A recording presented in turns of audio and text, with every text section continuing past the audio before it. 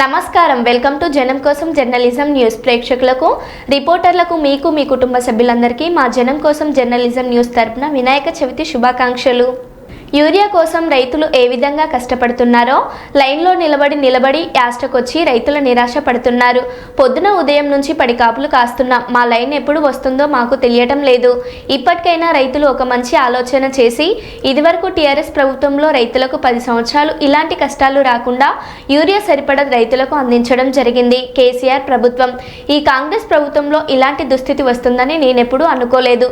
ఇప్పటికైనా రైతులు ఆలోచించి ఏ విధంగా ఏ ప్రభుత్వాన్ని ఎన్నుకోనో ఒకసారి మీరే ఆలోచించండి। దయచేసి మీ అందరికీ పాదాభివందనాలు। రైతులందరికీ ఒకసారి ఆలోచన చేయండి।